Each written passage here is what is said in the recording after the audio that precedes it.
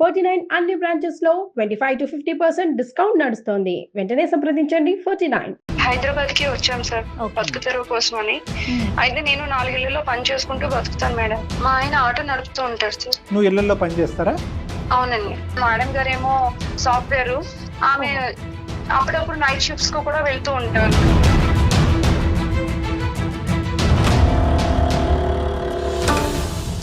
ఇక్కడ హాల్లోనా వేరే చోట ఎక్కడనా? అక్కడే సార్, హాల్లోనే. భోజనం అయిపోయింది సార్, తిన్నారు.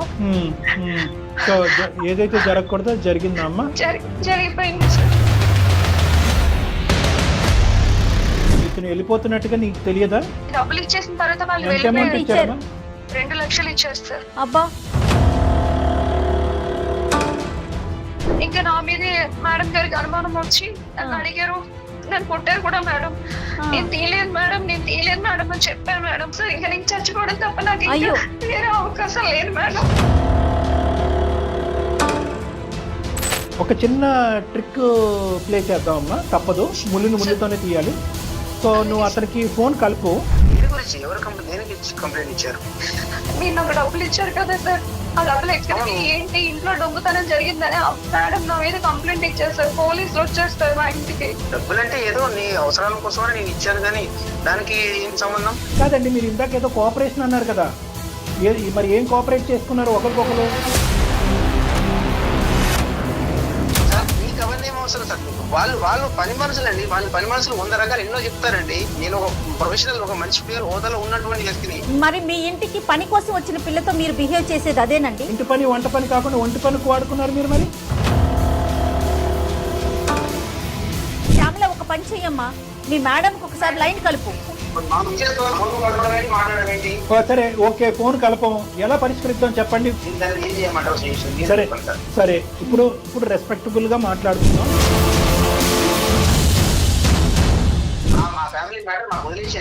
ఓకే ఓకే, అమ్మాయికి నేను న్యాయం చేస్తాను. చాలా నచ్చావు. ఇప్పుడు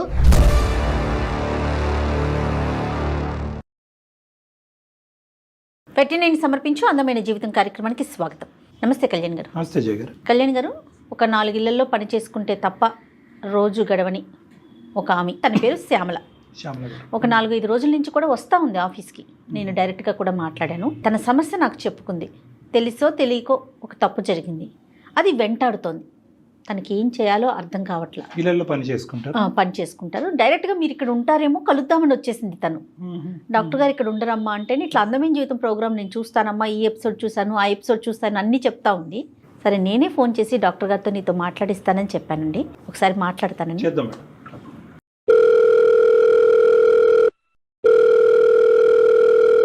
హలో హలో, నమస్తే అండి. శ్యామల గారమ్మ మాట్లాడేది? అవును మేడం. నమస్తే అమ్మా, నేను జయాని అందమైన జీవితం ప్రోగ్రాం నుంచి కాల్ చేస్తున్నాను. నమస్తే మేడం. నమస్తే అమ్మా. మొన్న వచ్చి మీరు మాట్లాడారు కదా, సో నేను డాక్టర్ గారితో మాట్లాడిస్తానని చెప్పాను. ఈరోజు డాక్టర్ గారు ఉన్నారు మనతో పాటు స్టూడియోలో. మరి ఒకసారి మాట్లాడతారా మీరు?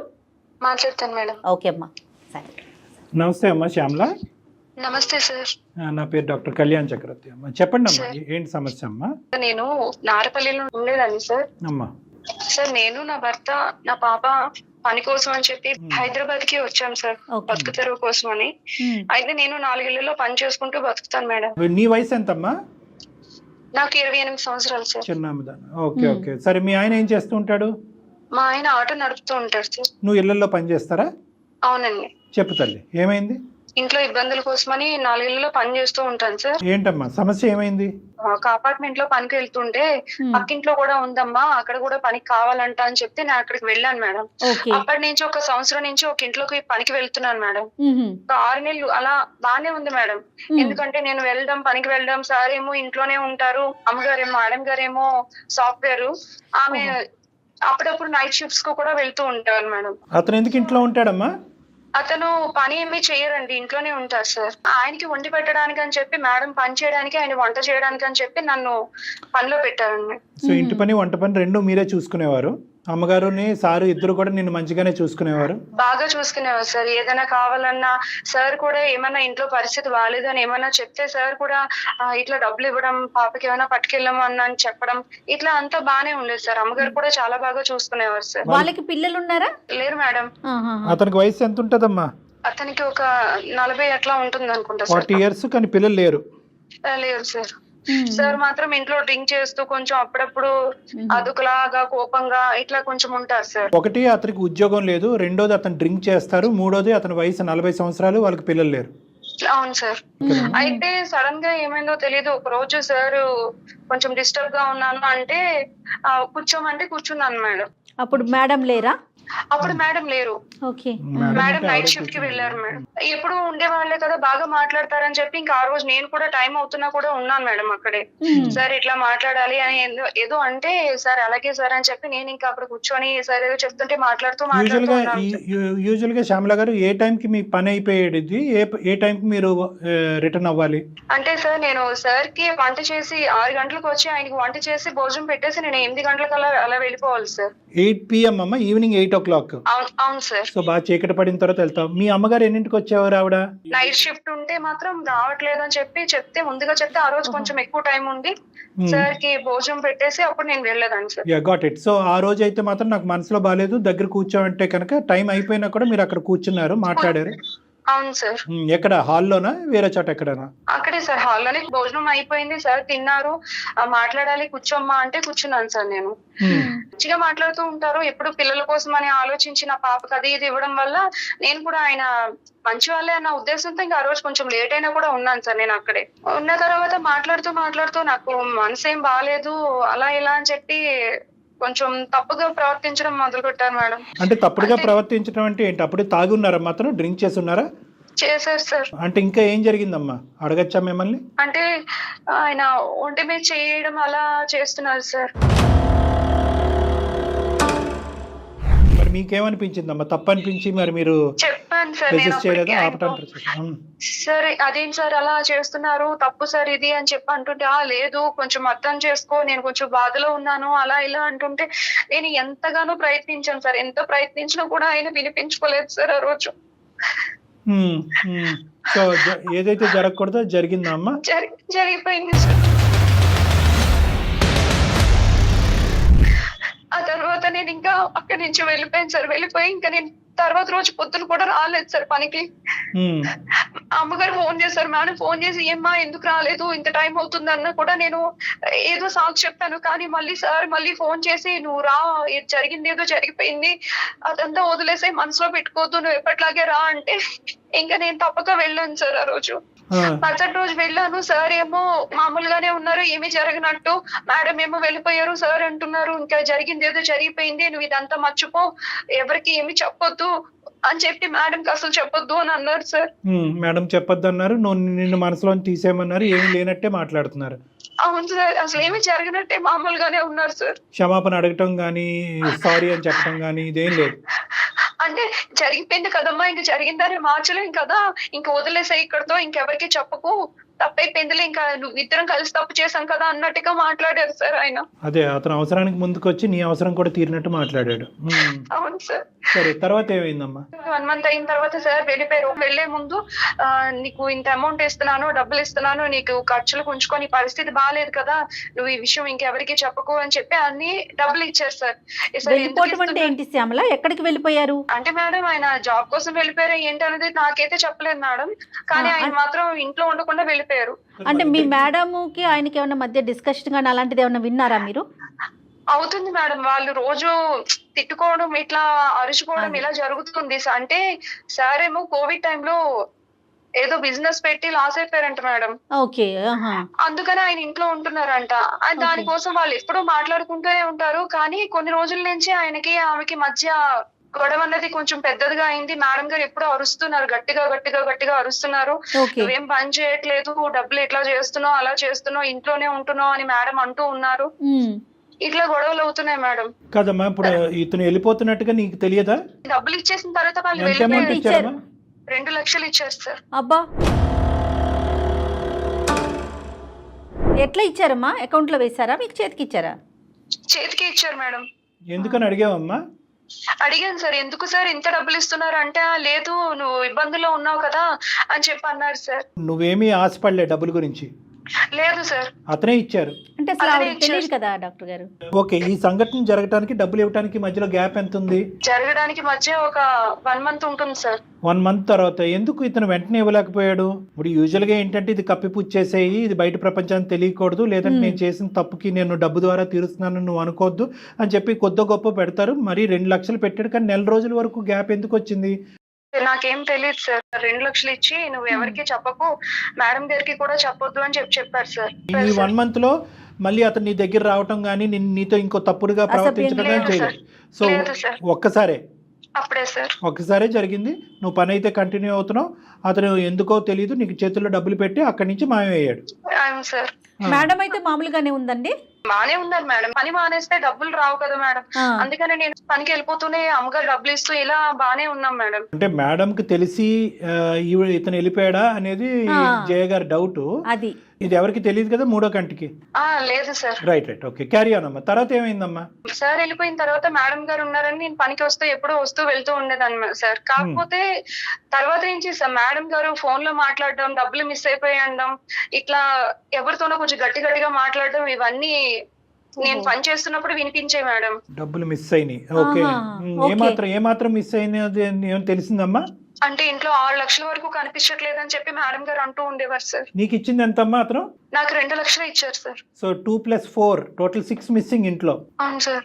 మరి అనుమానం ఎవరి మీద వచ్చింది ఆ మేడం గారికి? మేడం గారికి సార్ అడుగుంటారండి. అడిగితే సార్ ఏమో తీయలేదన్నారు, ఏమన్నారో మరి గట్టిగా ఫోన్ లో మాత్రం మాట్లాడుతూ ఉండేవారు సార్. నేను ఆ ఫోన్ విని సార్ ఇలా మేడం గారు అంటున్నారు, డబ్బులు కనిపించట్లేదు అంటున్నారు, ఏంటి సార్ నాకు చాలా భయంగా ఉంది అని చెప్పి నేను ఆయనకి ఫోన్ చేస్తుంటే, అదంతా నీకు అనవసరం, నేను వెళ్ళిపోమని చెప్పాను కదా, నేను పని మానేయమని చెప్పాను కదా, నువ్వు ఎందుకు చేస్తున్నావు అని చెప్పి సార్ నా మీద కోపడుతున్నారు సార్. నేను ఫోన్ చేస్తున్నా కూడా ఫోన్ లిఫ్ట్ చేయట్లేదు సార్. అప్పుడప్పుడు ఫోన్ చేసినా సార్ ఇది పరిస్థితి అని చెప్పినా కూడా కట్ చేసేస్తున్నారు సార్ ఫోన్. నాకేమీ తెలీదు అనేటటువంటి విధంగా అతను సేఫ్ సైడ్ వెళ్ళిపోయాడు అతను. అవును సార్. ఓకే, తర్వాత మేడం గారు నేను సార్ తో మాట్లాడాక మేడం గారు కూడా అందరిని అడిగిన తర్వాత సార్ లేరు, ఇంకా నా మీదే మేడం గారికి అనుమానం వచ్చి నన్ను అడిగారు, నన్ను కొట్టారు కూడా మేడం. నేను తీయలేదు మేడం అని చెప్పాను మేడం. అయినా సరే మేడం వినకుండా నా మీద కంప్లైంట్ ఇచ్చారు మేడం, పోలీస్ కంప్లైంట్. అక్కడి వరకు వెళ్ళిందమ్మా. ఓకే, తర్వాత ఏమైందమ్మా? తర్వాత పోలీస్ వాళ్ళు వచ్చారండి. పోలీస్ వాళ్ళు వచ్చి నన్ను అడుగుతున్నారు, నువ్వు తీసావంటే కదా, నువ్వు అక్కడ పని చేస్తున్నావు అంటే కదా, డబ్బులు మిస్ అయ్యాయంట, ఇలా అని చెప్పి అడుగుతున్నారండి. నువ్వేం చేసావమ్మా డబ్బుల్ని శ్యామల? ఆ డబ్బులు నేను నా భర్తకి ఇచ్చాను మేడం. మా అమ్మ వాళ్ళు ఇచ్చారు అని చెప్పి నేను అతనికి డబ్బులు ఇచ్చాను మేడం. సో నీ డబ్బులు కూడా మీ హస్బెండ్ యొక్క బ్రతుకు తెరువు గురించి ఇచ్చావు. అతను ఆటో కొనుక్కున్నాడు, ఆటో నడుపుతున్నాడు. ఆటో ఉండేదండి ముందు, ఆటో అమ్మేసి తర్వాత కార్ తీసుకున్నారు సార్. క్యాబ్ నడుపుతారు కదా సార్, అలా కార్ తీసుకొని కార్ నడపడానికి అని చెప్పి ఆయన మీలాంటి కుటుంబానికి 2 లక్షలు అంటే చాలా ఎక్కువ. మరి మీ హస్బెండ్ కి ఆ డబ్బులు ఇచ్చినప్పుడు అతను ఆశ్చర్యపడలేదు? ఇదేంటి ఎప్పుడు లేదు మీ అడిగారు సార్, ఇంత డబ్బులు మనకి ఎక్కడవే, నీకెక్కడి నుంచి వచ్చాయి, నువ్వు పాచి పని చేసుకునేదాన్ని, నీకు ఇంత డబ్బులు ఎక్కడే అని అడిగారు సార్. మీ అమ్మ ఇచ్చిందని చెప్పావు? అవును సార్, అమ్మ దగ్గర ఉన్నవి అమ్మాయి నాకు ఇచ్చింది, అమ్మ వాళ్ళు ఇచ్చారు అని చెప్తే ఇంకా ఆయన ఇంకేం అనలేదు సార్. అప్పుడు మీ అమ్మగారిని ఎంక్వైరీ చేయలేదు? ఏం అత్తమ్మ థ్యాంక్స్ 2 లక్షలు ఇచ్చారు థ్యాంక్ యూ అని ఏదో ఒకటి చెప్తారు కదా యూజువల్ గా. ఎలాగ అతను రాగానే 2 lakhs తీసుకుని జోబులో పెట్టుకున్నాడు? ఇది మీ అమ్మగారు అప్పుడప్పుడు ఇలా ఇస్తూ ఉంటారా మీ కుటుంబానికి? అమ్మ దగ్గర చిట్టీలు వేసాను, డబ్బులు దాచాను అని చెప్పాను సార్. సో నమ్మేశాడు. మీ భర్త అయితే మంచోడేనమ్మా? మంచివారే సార్. అతనికి ఏం అలవాట్లు ఏమీ లేదు, ఆటో కొనుక్కున్నాడు, అతను కార్ కొనుక్కున్నారు. కార్ ఓకే, అదే హ్యాపీగా నడుపుకుంటున్నారు. పోలీసులు ఎంక్వైరీలో ఏం తేలిందమ్మా? నిన్నే ఎంక్వైరీ చేశారా, మీ ఆయన కూడా ఎంక్వైరీ చేశారా? అప్పుడు ఇంటికి కూడా వచ్చారు సార్. ఇంటికి వచ్చి అడిగారు సార్, ఎక్కడి నుంచి వచ్చాయి, ఇదేంటి పోలీసు వస్తున్నారు మన ఇంటికి, నువ్వేమో మీ అమ్మగారు ఇచ్చారని చెప్పావు డబ్బులు, ఇప్పుడు ఇదేంటి అని చెప్పి అడిగారు సార్. కాదమ్మా, ఇప్పుడు ఫైనల్ గా పోలీసులు ఎటువంటి ఆలోచనతో బయటకు వెళ్ళారమ్మా? వాళ్ళని నువ్వు జస్టిఫై చేయగలిగావా, సాటిస్ఫై చేసావా? నువ్వు వాళ్ళకి చెప్పినటువంటి మాటని మీ భర్త నమ్మారా? పోలీసులకి అదే చెప్పాను, నా భర్త కూడా అదే నమ్మారు. పోలీసులు వాళ్ళు కూడా నమ్మేసి వెళ్ళిపోయారు సార్. మళ్ళీ వస్తా అన్నారా? అంటే ఎంక్వైరీ నడుస్తుందా? అంటే మళ్ళీ ఎంక్వైరీకి వస్తాము, వస్తే మాకేమైనా డౌట్ వస్తే మళ్ళీ వస్తామని చెప్పి వెళ్ళిపోయారు సార్. ఇంకా ఎందుకంటే చిన్న మొత్తం కాదు మేడం. ప్లస్ ఏంటంటే ఇలా పోయిన సందర్భాల్లో ఏదో ఇప్పుడు ఈ అమ్మాయి ఎక్కడ చిట్టీలు వేసింది, అంత వేసింది, ఇవన్నీ అలా ఎంక్వైరీ చేస్తారు. అంతే కదా, మరి డిపార్ట్మెంట్ పని డిపార్ట్మెంట్ చేయాలి కదా. మరి ఇప్పుడు ఏంటమ్మా మరి అతనికి ఫోన్ చేసావా నువ్వు?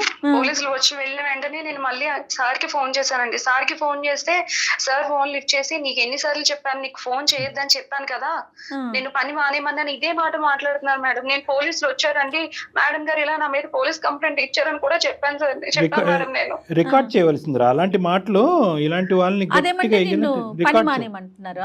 డాక్టర్ గారు అన్నట్లుగా రికార్డ్ చేయాలి. చేస్తే అసలు ఆడి తాట తీసుండేవాళ్ళం కదమ్మా. నువ్వు ఏమైనా చదువుకున్నావా? Intermediate discontinue sir. శుభ్రంగా ఏ ఉద్యోగం అన్నా చేసుకుంటేది. సరేలే, మమ్మల్ని ఏ విధంగా హెల్ప్ చేయమంటావు? మరి పోలీసులు వచ్చే లోపు ఏదో ఒకటి జరగాలి, లేదంటే నీ మీద అరెస్ట్ వారెంట్ ఇష్యూ అవుతుంది, నువ్వు జైల్లోకి వెళ్ళే అవకాశం ఉంటుంది. ఇప్పుడు నీ సమస్య ఏంటి? నీ డైలమా ఏంటి? భయపడకు ఏడవద్దు, చెప్పమ్మా. ఇప్పుడు నా పరిస్థితి నాకు అర్థం కావట్లేదు సార్. నా భర్త చూస్తే నేను చేసిన తప్ప ఆయనకి చెప్పలేను. ఆ డబ్బులు ఎందుకు వచ్చాయని పోలీసులు, ఎక్కడి నుంచి వచ్చాయని పోలీసులు అడుగుతున్నారు. ఆ డబ్బుల కోసం మాట్లాడదామంటే సార్ ఏమో ఫోన్ లిఫ్ట్ చేయకుండా ఆయన ఫోన్ కట్ చేసేస్తున్నారు, ఎక్కడికో వెళ్ళిపోయారు, ఎక్కడికి వెళ్ళారో కూడా తెలియదు సార్.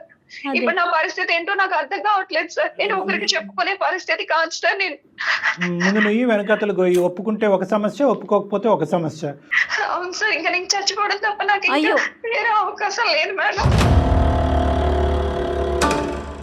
ఒక డాక్టర్గా ఒక అనుభవం ఉన్న వ్యక్తిగా నేను చెప్పేది ఏంటంటే, ఆడపిల్లలు మీరు ఏ పని గురించి అయితే నువ్వు చదువుకున్నటువంటి అమ్మాయి ఒక ఇంట్లోకి వెళ్తున్నావు, అక్కడ ఏంటంటే ఒక తాగేటటువంటి వ్యక్తి, పని చేయనటువంటి వ్యక్తి, భార్యతో పిల్లలకు అన్నటువంటి వ్యక్తి ఉదయం నుంచి సాయంకాలం వరకు ఖాళీగా ఉన్నాడు.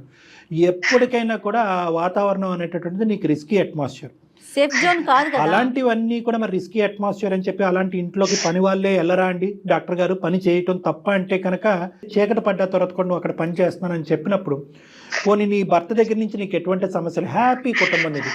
అలాంటప్పుడు ఎంత జాగ్రత్తగా ఆలోచించి వ్యవహరించవలసిన తీరు. అతను ఒకసారి ఆ తప్పు చేశాడు, డబ్బులతో వదిలించుకున్నాడు, పారిపోయాడు. ఈరోజు మా దగ్గరికి ఎందుకు వచ్చావు అంటే కనుక, ఈరోజు దొంగ కేసు నీ మీద పెట్టి పోలీసులు నీ పేక మీద కత్తి పెట్టారు కాబట్టి ఈరోజు వచ్చి ఇక్కడ ఏడుస్తున్నావు. ఒక భయంకరమైనటువంటి శిక్షను అనుభవిస్తున్నారు మీరు. ఒప్పుకుంటే ఒక సమస్య, ఒప్పుకోకపోతే సమస్య. పోలీసులన్నా శిక్షిస్తారు, భర్త అన్నా శిక్షిస్తాడు, ఎక్కడో చోట ఒక శిక్ష పట్టడం తప్పదు. ఏది పెద్ద శిక్ష అని ఆలోచించే పరిస్థితిలో మీరు మా దగ్గరికి వచ్చారు. మానసిక వేదన కదా డాక్టర్ గారు. అవునమ్మా, ఈరోజు ఇది నీకు నాకు తెలుసమ్మా.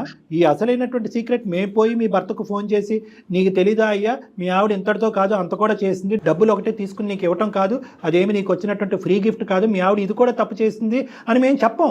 కానీ ఒకప్పుడు అది పోలీసులు వాళ్ళు వాకబు వాళ్ళు ఎంక్వైరీలో తేలితే అసలు నీ జీవితం ఏమవుతుంది? 2 లక్షలు ఎక్కడ, నీ జీవితం, నీ సంసార జీవితం ఎక్కడ, నీ పిల్లల భవిష్యత్తు ఏంటి? ఇవన్నీ ఆలోచించరమ్మా. బలహీనటువంటి క్షణం అంటారు. ఒక ఓనర్గా ఉండేటటువంటి వ్యక్తి అతను మనసు బాగాలేకపోవటం ఏంటి, అతను తాగి నీమే చెయ్యటం ఏంటి, తాగని నువ్వు అతను కోఆపరేట్ చేయటం ఏంటి? నువ్వు కూడా ఏదో తాగున్నావు అంటే కనుక ఇంకో విధంగా ఆలోచించవచ్చు. చక్కగా ప్రయాణం చేస్తూ సంసార జీవితం నడుపుతున్నటువంటి నీకేం ప్రాబ్లం చెప్పు. ఇది కూడా నేను ఎందుకు చెప్తున్నాను అంటే కనుక, చూసేటటువంటి ప్రేక్షకులలో ఇలాంటిది ఏమి ఉండదులే, ఫైనల్గా వచ్చేటటువంటి పరిణామాన్ని ఏదో తర్వాత చూసుకుందాం అని చెప్పి మన కర్తవ్యాన్ని, మన గమ్యాన్ని మర్చిపోయి తాత్కాలికంగా ఇలా డైవర్ట్ అవుతే కనుక జీవితాలు ఇలా నాశనం అవుతామని చెప్పడం గురించి నేను చిన్న సందేశం ఇస్తున్నాను. కానీ ఈరోజు మన ముందుండే సమస్య ఏంటంటే, ఆకాష్ గారు 2 లక్షలు ఇచ్చేసి గుట్టు చప్పుడు కాకుండా అతను ఏదో చేసుకుంటూ జీవితంలో హ్యాపీగా అతను ఉన్నాడు. అతని భార్యతో అతని జీవితం ఎలా ఉందన్నది మనకు అర్థమైంది. ఇప్పుడు నీ జీవితం నీ భర్తతో ఆగమ గోచరంగా మారిపోయే పరిస్థితి ఏర్పడింది. సో దీన్ని మేము లెక్క తేల్చాలి, అంతే కదమ్మా? ఏం చేద్దాం కళ్యాణ్ గారు? అతనికి ఫోన్ చేయాలి మేడం. అమ్మా శ్యామల, ఒక చిన్న ట్రిక్ ప్లే చేద్దాం అమ్మా, తప్పదు, ముళ్ళుతోనే తీయాలి. సో నువ్వు అతనికి ఫోన్ కలుపు, మేము మొత్తం ఈ కాన్వర్జేషన్ అంతా రికార్డ్ చేస్తాము. మేము బ్యాక్గ్రౌండ్లో ఉన్నట్టుగా ఏమాత్రం చెప్పొద్దు అతనికి, ఓకే? నువ్వు న్యాచురల్గా ఇంతకుముందు ఎలాగైతే అతనితో మాట్లాడుకుని, బతుమాలుకుని, వామాలుకుని, ఏమండి నన్ను బయటకు వేయండి, నేను ఈ పరిస్థితిలో ఉన్నాను అని మాట్లాడేటటువంటి మాటలు ఏవైతే ఉన్నాయో న్యాచురల్గా మాట్లాడు. అతను ఏమంటాడు అనేది మనం రికార్డ్ చేద్దాం. ఒకప్పుడు అతను మెట్టు దిగి వస్తే సరే, లేదంటే లేనటువంటి పక్షంలో ఇది మనం ఎవిడెన్స్ కింద వాడుకుని అతన్ని శిక్షించవచ్చు. ఒకసారి కాల్ చేయమా.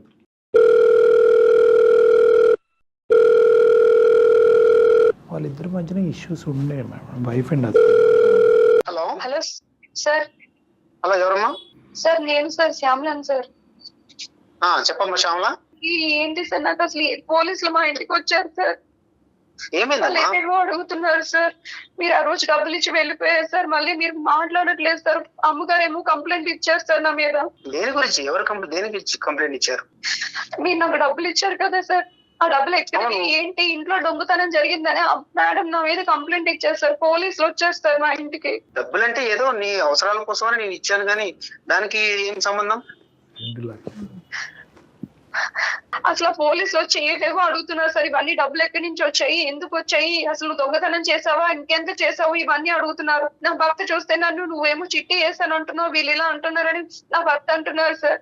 నాకు సంబంధం లేదమ్మా, ఏదో డబ్బులు నీ అవసరం కోసం అని ఇచ్చాను, నాకెందుకు ఫోన్ చేస్తున్నావు? ఫోన్ చేయొద్దంటే ఎలా సార్? నా పరిస్థితి అర్థం చేసుకోండి సార్. నన్ను జైల్లో పెడతాను అంటున్నారు సార్. నా పరిస్థితి చూడండి సార్. నా చిన్న పాప ఉంది, నా భర్త, నా జీవితం నాశనం అయిపోయేలా ఉంది సార్. అవునమ్మా, గమని నాకేం చెప్తున్నావు? నా మీద దొంగతనం మోపారు సార్. నేను అసలు డబ్బులు తీయలేదు కదా సార్, మీరు ఇచ్చారు సార్. మీరు చెప్పండి సార్, మీరు ఇచ్చారని చెప్పండి సార్. నన్ను జైల్లో పెడతాను అంటున్నారు సార్. నాకు ఆ విషయాలని చెప్పొద్దమ్మా, నేను చాలా బిజీలో ఉన్నాను, నేను ఇక్కడ వర్క్ లో. ఏంటమ్మా నన్ను సతాయిస్తావు? అప్పుడు ఏదో నీ అవసరం కోసం అనేది డబ్బులు ఇచ్చాను, ఇప్పుడు నేను అదే జరిగిందని నా తప్పు అంటావేంటి? సార్ ఆ రోజు జరిగింది కదా సార్, మీ వల్లనే కదా సార్. అదే ఇప్పుడు ఏమి తెలియనట్టు వదిలేమంటే ఎలా అవుతుంది సార్ ఇదంతానా? నా వల్ల ఏం జరగలేదమ్మా, ఏదో చూసాను, ఆలోచించాను. నువ్వు కోఆపరేషన్ చేసేది జరిగింది అయిపోయింది అంతే. నన్ను ఎందుకు అడుగుతున్నావు? నేనే డిప్రెషన్ లో నేను బయటకు వచ్చాను, నా వర్క్ లో ఉన్నాను ఇక్కడ. సార్ అలా వదిలేస్తే ఎలా అవుతుంది సార్? నేను ఆ రోజే పని మానేసామని చెప్పాను కదా మా శ్యామల. తప్పు జరిగిందంటే నీ కోఆపరేషన్ అయితే తప్పు జరిగిందా? వాళ్ళు నాకు ఊకే ఫోన్ చేసి నన్ను సతాయిస్తావు ఎందుకు? ఆకాష్ గారు, మేము లైన్ లో ఉన్నాం. నా పేరు డాక్టర్ కళ్యాణ్ చక్రవర్తి అండి. మేము సుమన్ టీవీ అందమైన జీవితంలో నుంచి మాట్లాడుతున్నాం. మేము బ్యాక్గ్రౌండ్ లో ఉన్నామండి. ఆకాష్ గారు, నాతో పాటు జయ గారు కూడా ఉన్నారు. మా కార్యక్రమం గురించి మీకు తెలిసే ఉంటుంది. దయచేసి ఒక చిన్న విన్నపం, అర్ధాంతరంగా ఫోన్ మాత్రం కట్ చేయకండి. మీరెవరు సార్? మీరు లైన్లోకి వచ్చారు, మీరు ఎక్కడి నుంచి వచ్చారు? మీరెవరు? కాదండి, మేము ఆకాశం నుంచి వచ్చాం. అదంతా అనవసరం. మీరు చేసినటువంటి తప్పు పనికి ఈ రోజు అమ్మాయి బాధితురాలయ్యి అనుభవిస్తుంది. మన ఇద్దరం కలిసి చేసాం కదా. తప్పు చేశారండి? కాదండి, మీరు ఇందాక ఏదో కోఆపరేషన్ అన్నారు కదా, మరి ఏం కోఆపరేట్ చేసుకున్నారు ఒకరికొకరు? మీకు అవన్నీ అవసరం సార్? మీకు నాకు ఎందుకు అవసరం లేదనేది నేను తర్వాత చెప్తాను. ఈ రోజు ఆ అమ్మాయి జీవితం సందిగ్ధ పరిస్థితిలో ఉంది. ముందు నుయ్యి వెనకట్లు గొయ్యి ఉంది. ఆ అమ్మాయి తెలియక ఒక తప్పు చేసింది. మీరు కూడా తప్పు చేశారు, కాదనట్లేదు. మీరు దానికి పరిష్కార మార్గంగా ఒక 2 లక్షలు ఆ అమ్మాయికి ఇచ్చారు, అది కూడా ఓకే. కానీ తర్వాత జరిగేటటువంటి పరిణామాలకు కూడా మీరే బాధ్యత వహించవలసినటువంటి అవసరం ఉంది. మీరు తాగినటువంటి మైకంలోనో లేదంటే ఒక పెద్దరికం అనేటటువంటి పొగరుతోనో ఆ అమ్మాయిని వశపరుచుకున్నారు. ఆ బలైనటువంటి క్షణంలో ఇద్దరు ఒకటయ్యారు. మీరు 2 లక్షలు ఇచ్చి వెళ్ళిపోయారు. ఆ అమ్మాయి మీ దగ్గర నుంచి తీసుకున్నట్టుగా ఒప్పుకోమంటారా? మీ భార్య ఎదురుగుంటా వద్దా? అదొక్కటి చెప్పండి. వాళ్ళు పని మనుషులండి. వాళ్ళు పని మనుషులు 100 రకాలు ఎన్నో చెప్తారండి. నేను ఒక ప్రొఫెషనల్, ఒక మంచి పేరు హోదాలో ఉన్నటువంటి వ్యక్తిని, ఏమంటే మంచి స్టేటస్ లో ఉంది సమాజంలో. మీరు దయచేసి సాఫ్ట్వేర్ హార్డ్వేర్ అని చెప్పి మీ పరువు తీయకండి, అర్థమైందా?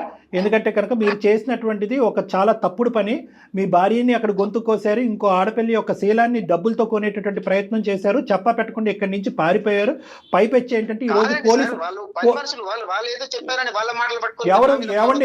ఎవరు ఉద్యోగం వాళ్ళకి రెస్పెక్ట్ అండి, ఎవరు పని వాళ్ళండి. మనం చేసే పనిని బట్టి మనకి రెస్పెక్ట్ కాదండి, మన వ్యక్తిత్వాన్ని బట్టి ఉంటుంది. అసలు ఏం మాట్లాడుతున్నారండి? మేము మీకు మర్యాద ఇస్తున్నాం కాబట్టి మీరు కూడా మర్యాద ఇచ్చి మాట్లాడండి. మీరు మానవత్వానికి మర్యాద ఇవ్వండి. మీరు చేసినటువంటి తప్పుని కప్పిపుచ్చేటటువంటి ప్రయత్నం మాట్లాడతాను సార్. నేను మర్యాదగానే మాట్లాడుతున్నాను. మీరెవరు నాకు అనవసరంగా ఫోన్ చేసి మీరు ఎట్లా నాకు చాలా అవసరం ఉంది, ఒక బాధ్యత ఉంది, ఇది ఒక సామాజిక పరమైనటువంటి వేదిక. ఆ అమ్మాయి వెళ్ళినట్టు మేము నిలబెడతాం. మీరు రక్షించేదానికి ఎంత దూరమైనా మేము ప్రయాణం చేయడానికి మేము రెడీగానే ఉన్నాం. దయచేసి మీరు మర్యాద ఇచ్చి మాట్లాడితే మేము మర్యాదగా మాట్లాడతాం. మీరెవరు అనేటటువంటి హక్కు మీకు లేదు. మీరు తప్పు చేశారు, తప్పును కప్పిపుచ్చుకోవటానికి 2 లక్షలతో ఆ అమ్మాయిని కొనేటటువంటి ప్రయత్నం చేశారు. ఈ రోజు ఆ అమ్మాయి మెడ చుట్టూరుని ఉరితాడు బిగుసుకుంది. ఈ రోజు సమాజంలో ముందుకొచ్చి ఒప్పుకుంటే దొంగతనం అవుతుంది, ఒప్పుకోకపోతే ఒక సమస్య అవుతుంది. అందుగురించి నేను మిమ్మల్ని ఒక ప్రశ్న అడిగాను. డబ్బులు ఇచ్చింది మీ ఆయనే, నన్ను ఇలా వాడుకున్నందుకు డబ్బులు ఇచ్చాడు అని చెప్పి ఈ రోజు కాన్ఫరెన్స్ కాల్ మీ భార్య కలిపి మాట్లాడదామా? అవన్నీ మీకేం అవసరం సార్?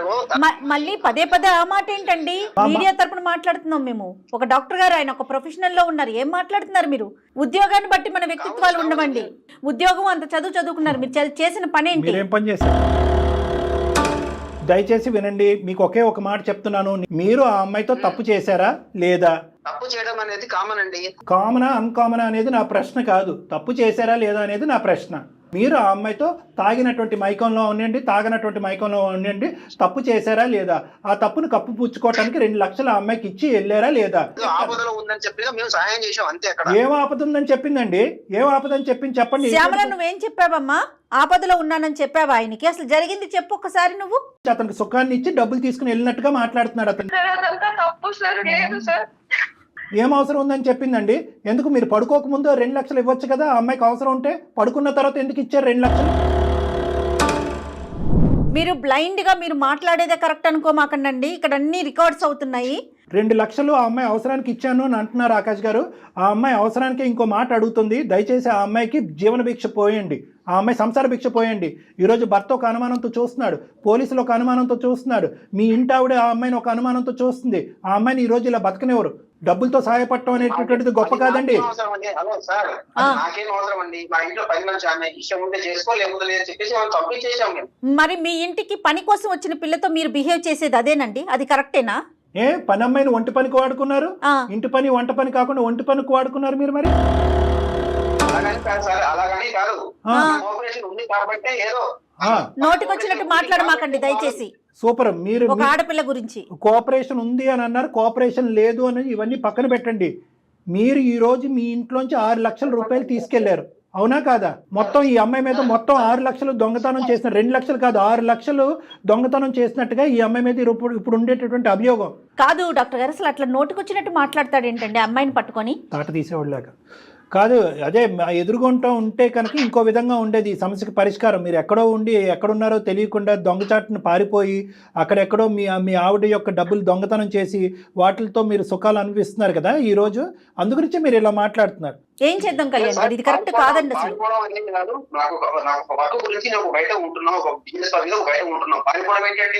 సరే సరే, ఓకే ఓకే, మీరు ఉద్యోగాలు చేసుకుంటున్నారు, చాలా గౌరవప్రదం, అంతవరకు ఓకే. ఫోన్ కలుపుదామా మీ భార్యతో? అసలైనటువంటి నిజాలు ఆవిడకి కూడా తెలియాలిగా. శ్యామల ఒక పని చెయ్యమ్మా, మీ మేడంకి ఒకసారి లైన్ కలుపు, డాక్టర్ గారు మాట్లాడతారు.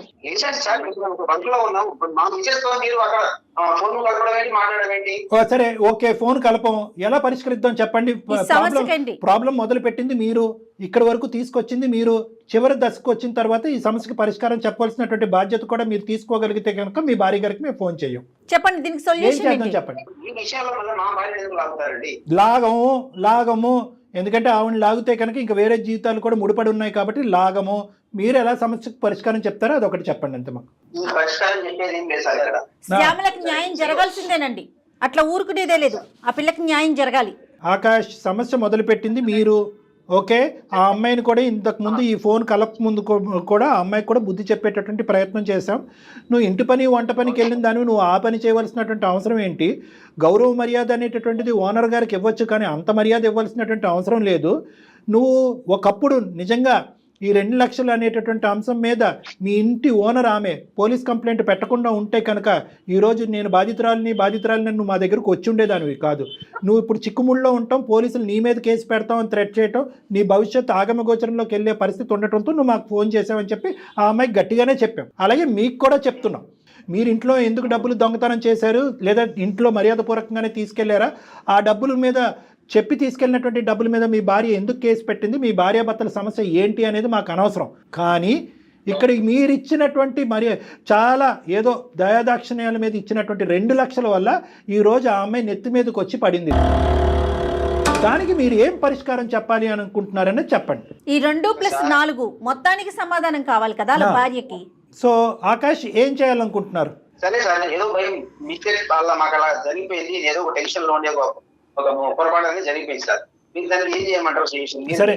సరే, ఇప్పుడు రెస్పెక్టబుల్ గా మాట్లాడుకుందాం. 1-2 నిమిషాలు జాగ్రత్తగా వినండి. మొత్తం ఓనర్స్ అంతా కూడా, మొత్తం బరువు బాధ్యత అంతా కూడా మీ నెత్తిమే తీసుకోవాలి. అంటే ఏంటంటే 6 లక్షలు నేనే తీసుకెళ్ళాను, బిజినెస్ పెట్టుకోవటానికి తీసుకెళ్ళాను అనేటటువంటి విధంగా మీ భార్యతో మీరు చెప్పుకోవాలి. నెంబర్ 1. మరి ఇంతకు ముందు తీసుకెళ్ళావా అంటే లేదు అని ఎందుకు చెప్పానంటే భయపడో లేదంటే ఇంకో ఆలోచనతోనో నేను ఆ విధంగా చెప్పవలసింది అనేటటువంటి ఆ కథ ఏ విధంగా మీ భార్యతో మీరు అల్లుకుంటారు అనేటటువంటిది మీ ఇష్టం. ఈ అమ్మాయి పేరు మాత్రం రాకూడదు. సరే సార్, ఇప్పుడు మీరు 6 లక్షల రూపాయలు అంటే ఎక్కడ నుంచి తీసుకురాను సార్? నేను అసలు బాగా టెన్షన్ లో ఉన్నాను. నేను నీ టెన్షన్ కంటే ఆ అమ్మాయి టెన్షన్ 100 రెట్లు అమ్మాయి ఎక్కువ. జీవితం చాలా ఇంపార్టెంట్. గా కూర్చొని ఆలోచిస్తే 100 పరిష్కార మార్గాలు కళ్యాణ్ గారు, సమస్య అతని వల్ల మొదలైంది, పరిష్కారం అతనే చూడాలి. కానీ ఖచ్చితంగా మీరు చూడాల్సింది. ఆలోచించుకోండి, మీ భార్యకి ఎలా చెప్తే తను ఒప్పుకుంటుందో ఆలోచించండి. ఇప్పుడు మీ ఇద్దరి మధ్యన 1,00,000 గొడవలు ఉన్నాయ్యా, భార్య భర్తల మధ్యన. మీరు ఎన్నో సందర్భాల్లో నా కథలు చెప్పుంటారు. ఇప్పుడు కూడా 6 లక్షలు పట్టుకెళ్ళలేదని చెప్పేది ఒక కట్టుకదే కదా. ఇప్పుడు అదే 6 లక్షలు మళ్ళీ నీ జేబులోనే ఉన్నాయి, లేదంటే నెల రోజుల తర్వాత వస్తాయని చెప్పి ఇంకో కథ చెప్పు మీ భార్యకి. అది మీ ఇష్టం. సరే సార్, మీద కూడా ఏం రాకూడదు. బై మిస్టేక్ ఏదో మాకు అట్లా పొరపాటు జరిగిపోయింది. ఓకే, నా కాపాడండి, నా లైఫ్ ని కాపాడండి. ఇక్కడ ఆమెకు ఒక మంచి లైఫ్, ఆమెకు కాపాడండి. నేను ఒప్పుకుంటున్నాను. మా ఫ్యామిలీ మ్యాటర్ మాకు వదిలేసేయండి. అమ్మాయికి నేను న్యాయం చేస్తాను. చాలా నచ్చావు. ఇప్పుడు ఒకప్పుడు ఇదే మాట మీద నిలబడకపోతే కనుక మొత్తం నువ్వు ఇప్పుడు మాట్లాడిందంతా కూడా ఆడియో రికార్డింగ్ మా దగ్గర ఉంది. మేము నెక్స్ట్ స్టెప్కి వెళ్ళటానికి కూడా మేము సంకోచించాం. ఈ శ్యామల వాళ్ళ భర్తకి చెప్పే విధంగా మేము చెప్పుకోగలం, మీ భార్యకి చెప్పే విధంగా మేము చెప్పుకోగలం, ఆ అమ్మాయి సంసార జీవితం పాడవకుండా కూడా అమ్మాయిని కాపాడగలం. కాబట్టి మొత్తం నీ జుట్టు మా చేతిలోనే ఉంది. కాబట్టి దయచేసి ఇప్పుడు నువ్వు చెప్పినటువంటి మాట మీద నువ్వు నిలబడి ముందుకు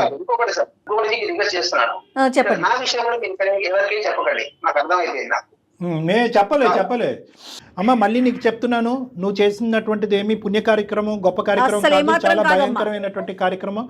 ఈ రోజు అందమైన జీవితం అనేటటువంటి ఈ వేదిక ఉంది కాబట్టి నువ్వు ఈ రోజు వచ్చి మమ్మల్ని ఆశ్రయించి ఇందులోంచి గట్టెక్కో.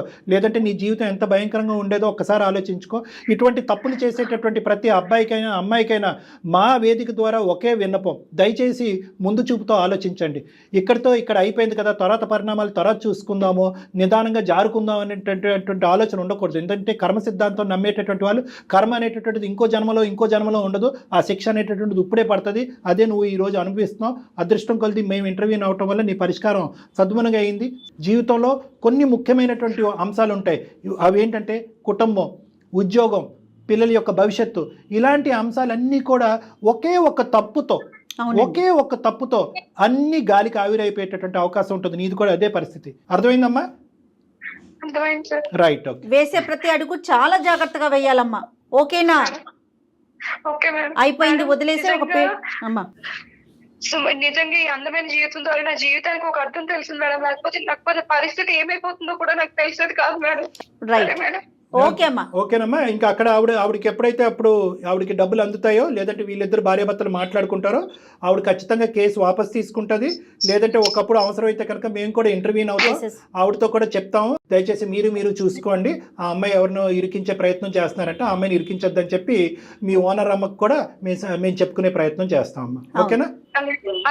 రైట్. ఆవిడ కేసు ఓకే అండి. రైట్ అండి. అతనికి అర్థమైంది కళ్యాణ్ గారు. మేడం, శ్యామల దగ్గర నుంచి 2 థింగ్స్. శ్యామల దగ్గర నుంచి అతను నెంబర్ తీసుకోవాలి. ఈ రోజు ఇలా మాట్లాడినటువంటి వ్యక్తి రేపు ప్లేట్ ఫిరాయించడం అనేది మనకు నమ్మకం లేదు. ఎందుకంటే అతను ప్లాన్ బి, ప్లాన్ సి ఏవో రకరకాల ఆలోచిస్తూ ఉంటాడు. ఫోన్ పెట్టిన తర్వాత మనం ఫోన్ పెట్టేంత వరకే అతను కాబట్టి అతని నెంబర్ కూడా మనం తీసుకోవాలి. ఇంకా శ్యామల యొక్క కథ కంచికి చేరినట్టు కాదు.